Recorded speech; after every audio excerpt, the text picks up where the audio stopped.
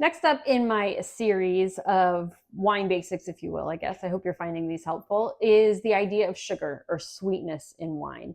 I get a lot of people that will look at a wine label and they think, is this sweet? All Rieslings are sweet. Is this going to be real sugary? Why does this dry wine that I'm tasting feel sweet on my tongue? So today I kind of wanted to talk about that a little bit and just kind of break it down and hopefully make it easier for you to understand. I know I said I talk with my hands a lot in my last video, and I'm probably not going to stop now. So let's clear one thing up though. If you don't remember anything else, remember this: without sugar, there is no wine. It all starts in the grape. You have to have sugar to create wine.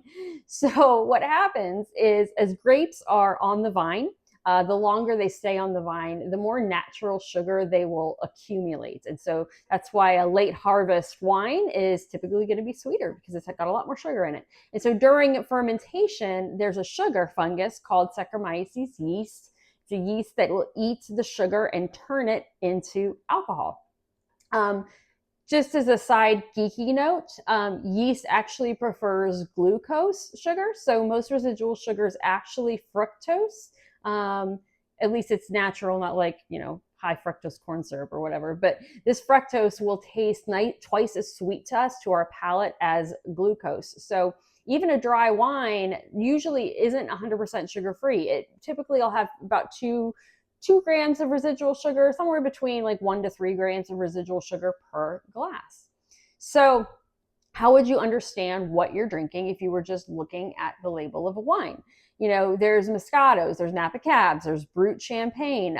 So if you're looking in the wine aisle and you're thinking, I like sweet wine, but I don't know what to get, a little trick is to look at the alcohol content. So generally, if the alcohol is lower, under 11%, there's a good chance that some sugar was left behind. So think Moscato or some Rieslings. I am drinking a Riesling today. It is at 12% alcohol, so I can say it's probably going to be an off dry feeling. To me, it's definitely not going to be sweet though at all, but it's not going to be dry. If you're in sparkling wine, there's a system. Brut Nature is the driest, while Demi Sec and Doux are going to be the sweet ones you want to look for.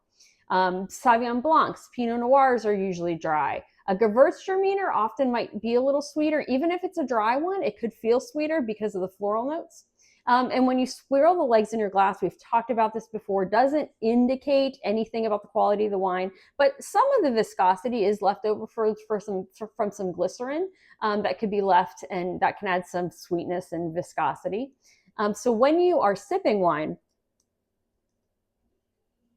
on the palate, where do you need to detect it? Where should you be getting sweetness? Sometimes we have a dry Pinot Noir and we think, oh, that's sweet because you're tasting something that resembles a fresh cherry or a fresh strawberry, and your brain is processing that as sweet fructose. But your sweetness receptors are actually most active here on the tip of your tongue. So if you feel a slight tingle or like an immediate kind of lifting on the very tip of your tongue, that's the sugar at work.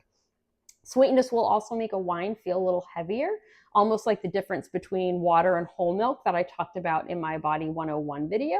And as previously mentioned too, to double down on this idea of what the aromas do, fruity aromas like strawberry or pineapple or lychee can make your brain think a wine is sweeter than it actually is, even if it is bone dry. If you're questioning that, hold your nose while you sip.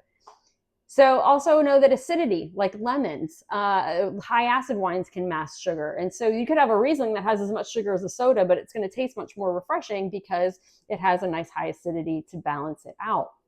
So remember that the perfect wine isn't really about being sugar-free. A sugar-free one isn't going to really exist, but it is about that harmony, that balance. As we talk about balance, and I'll get a little bit more to that later, between the sugar, the acid, the alcohol, the tannins, all of that. So grab a bottle next time, pay attention to the tip of your tongue, and see if you can find your own sweet spot.